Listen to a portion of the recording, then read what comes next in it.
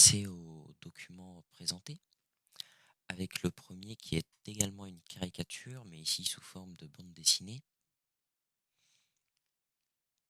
Donc cette caricature est parue dans le journal de Charlie Hebdo.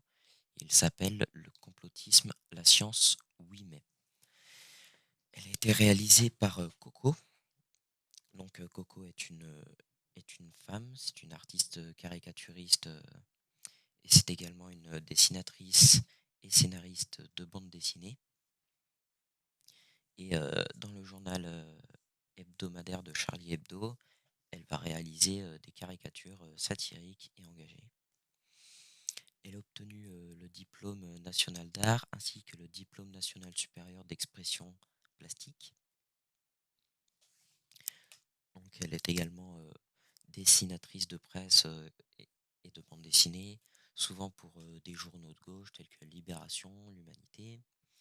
Elle a gagné plusieurs prix pour ses bandes dessinées en 2018 et en 2022, mais elle a aussi gagné le prix Artimesia en 2022, qui est un prix qui a pour but, qui a été créé à l'origine pour récompenser les femmes qui faisaient des bandes dessinées. Aujourd'hui, il y a aussi des hommes qui peuvent gagner ce prix, mais les femmes continuent d'être mises en avant à travers celui-ci. Donc en bas à droite, c'est sa signature, Coco, et tandis qu'en haut à droite, c'est son auto-caricature. Alors voici la caricature en question. Complotisme, la science, oui, mais. Donc, dans cette caricature, Coco va mettre en scène à chaque fois des faits connus de tous scientifiques, avec la poussée d'Archimède, Newton qui découvre la gravité, Galilée qui découvre que la Terre est ronde, Turing qui découvre l'informatique, et à chaque fois va les mettre en relation, va les mettre en opposition plutôt, par l'intermédiaire d'une petite case, d'une petite bulle oui mais, à des argumentations complètement illogiques et insensées qui ne font aucun rapport. Donc, par exemple, Bill Gates qui était dans l'eau et a fait déborder la baignoire d'Archimède pour la poussée d'Archimède, ce qui n'a évidemment pas de sens. Donc ici, Coco, à travers sa caricature, va encore une fois se moquer. On va retrouver ce caractère de moquerie, des complotismes, des théories du complot. Elle met en évidence le fait qu'elles sont illogiques, qu'elles n'ont pas de sens, et que l'argumentation ne fait pas de sens. Donc pendant que la population est en doute et est méfiée envers l'information et la science, à cause notamment des politiques, des journalistes, des analystes, etc., eh ben, il y a ce phénomène de complotisme et de théorie qui va s'ajouter et va faire encore plus douter le peuple. Et notamment, ces théories peuvent être pas médiatisées, mais partagées très facilement avec les réseaux sociaux et discutées. Lorsque les gens sont en plein doute, en effet, ça va avoir pour effet de multiplier leurs doutes, de multiplier la méfiance. Certains vont y croire, et si plus en plus de gens y croient, alors il y aura cet effet de masse qui va pousser encore d'autres personnes à y croire.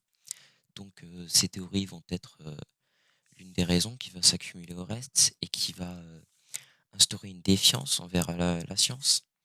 Ici, c'est évidemment exagéré, mais on peut regarder l'exemple, encore une fois, du Covid-19, avec pourtant un vaccin qui a été fait par un grand laboratoire qui fait des vaccins depuis toujours.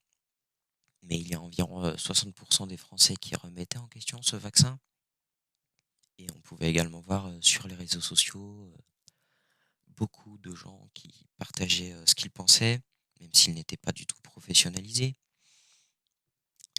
Et les gens sont facilement influençables, on va dire, et n'ont pas pour habitude de suffisamment rechercher leurs informations et de suffisamment vérifier les dires des différentes personnes.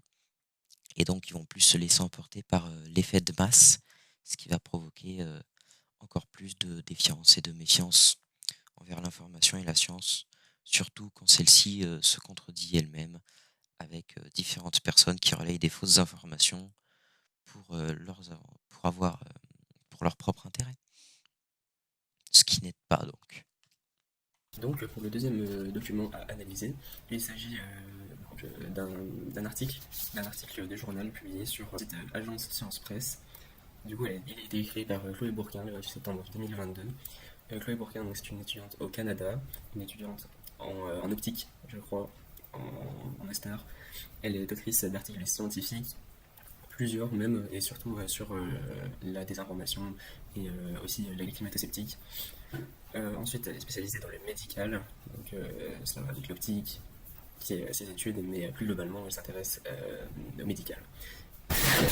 Et ces articles donc se portent beaucoup sur le lien entre technologie et santé. Qu'est-ce que peut apporter la technologie à la santé et quelle relation entraîne-t-il. Donc 12 informations à nuancer, donc 2 informations d'un climato-sceptique qu'il faudrait nuancer pour Chloé Bourquin. Nous allons nous pencher sur donc, 2 affirmations parmi ces 12. Donc la première, les efforts à l'échelle individuelle sont dérisoires, c'est à l'industrie de réduire son empreinte carbone. Première affirmation dont il faudrait plutôt nuancer, car il est vrai, l'industrie est quand même un grand producteur de CO2. Un grand producteur de CO2, car déjà tout d'abord pour l'industrialisation ou l'économie, qui sont quand même les plus gros facteurs de ce réchauffement climatique et la plus grande cause surtout. Il s'agit des hommes et de l'industrie. Mais aussi, à contrario, à l'échelle individuelle, donc il s'agirait juste de recycler ses déchets, de ramasser des déchets par terre, ou d'autres petites actions communes de la vie de tous les jours. Ces efforts individuels ne sont pas dérisoires, car en tout cas, pour une personne, le chiffre sera faible de CO2 économisé, de CO2 non émis dans l'atmosphère, mais à l'échelle mondiale, on est quand même 7 milliards sur Terre. Si 7 milliards de personnes réduisent leur émission de CO2, alors il s'agira quand même d'un grand nombre à l'échelle mondiale. Donc, il faut nuancer dans le fait que, à l'échelle personnelle, oui, cela sera faible, mais si tout le monde fait ces actions personnelles, alors on pourra voir une action plus globale se dessiner et une réduction des émissions de CO2 dans l'atmosphère. Donc secondement, le CO2 ne compose qu'une partie de l'atmosphère. Alors oui, c'est vrai, le CO2 ne comporte qu'une très partie de l'atmosphère, que 0,041% de l'atmosphère.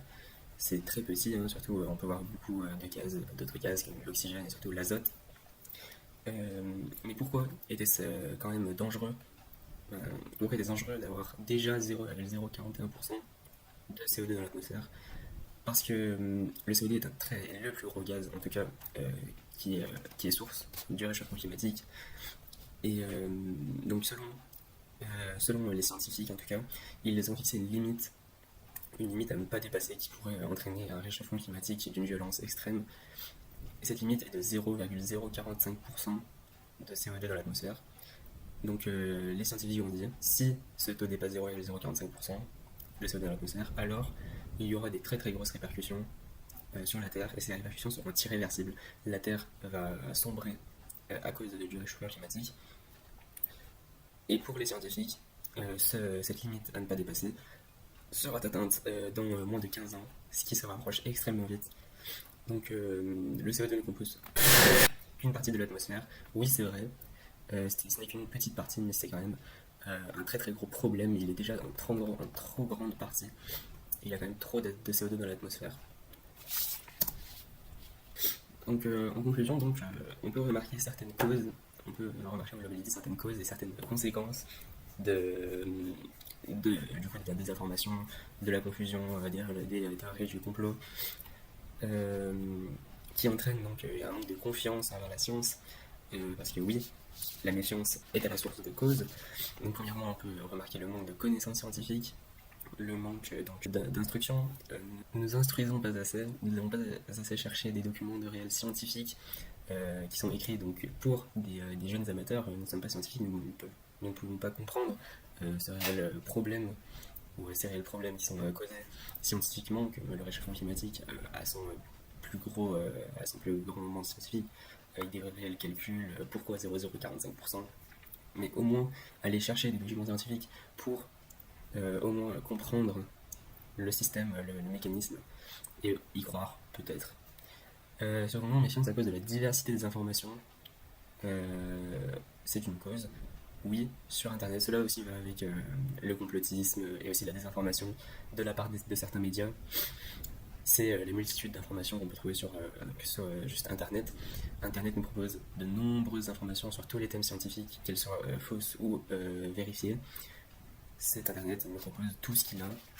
Du coup, c'est pour ça qu'il faut des connaissances scientifiques, il faut des bases pour comprendre et pour savoir différencier le vrai du faux. Ensuite, le manque de connaissances, le manque de confiance envers les instituts scientifiques. Cela va avec le sondage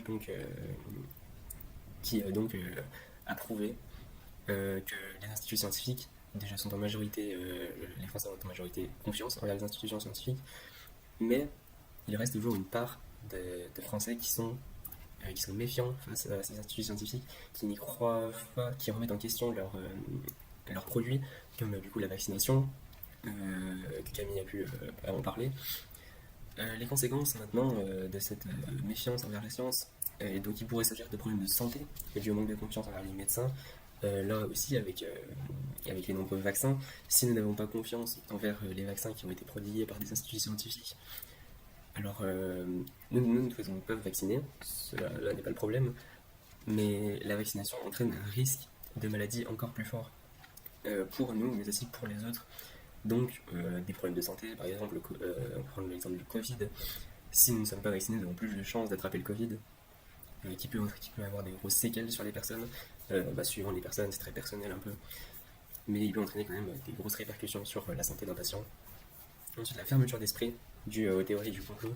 Du coup, par exemple, sur la Terre plate, sur la théorie de la Terre plate, on peut observer une fermeture d'esprit qui peut s'expliquer par le fait de ne plus croire, même de ne plus écouter tout ce qui serait en rapport avec la Terre ronde, en tout cas une autre forme de Terre. C'est ce qu'on appelle la fermeture d'esprit. Ensuite, une opposition pour, contre. Du coup, il peut s'agir donc de deux groupes de personnes, des personnes qui croient en la science, des personnes qui n'y croient pas. Et ces deux groupes vont rentrer en collision, par exemple, du coup, avec encore la vaccination, où des pro-vaccins et des anti-vaccins vont même jusqu'à se faire la guerre, jusqu'à se frapper pour débattre de leur esprit critique, pour ce qu'ils en pensent, pour leurs idéaux. Tout ça à cause du manque de confiance ou de l'abus de confiance d'un certain groupe. Et enfin, le manque d'intérêt envers le progrès scientifique. On peut voir donc à travers les âges un déclin de l'intérêt envers le progrès scientifique, de moins en moins de personnes sont intéressées par la science, et surtout pour nous en tout cas, à notre âge, voir par exemple des téléphones portables, des télévisions, des satellites, cela est normal pour nous à notre âge, et surtout à notre époque, alors qu'on peut remonter 20 ans, 30 ans avant, cela était à l'époque, il y a 30 ans, impossible à concevoir, les satellites. Mais les téléphones, ça va être impossible à concevoir il y a 30 ans, alors que pour nous aujourd'hui, c'est une normalité, c'est la base. Et alors que nous nous intéressons pas à comment ont été créés les téléphones, quelles sont leurs histoires et comment ont été produits les premiers téléphones, ont-ils été construits, par qui.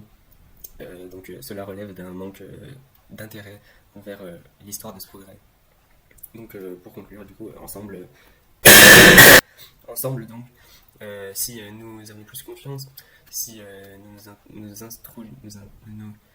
instruisons de plus en plus, nous pouvons construire un monde où la science cède la place à la confiance, où la science est respectée et où l'information est un outil puissant pour notre développement personnel et surtout collectif. Car si tout le monde a confiance envers les mêmes idées, envers les mêmes critiques, alors nous pouvons avancer, le progrès ira de plus en plus vite. Merci.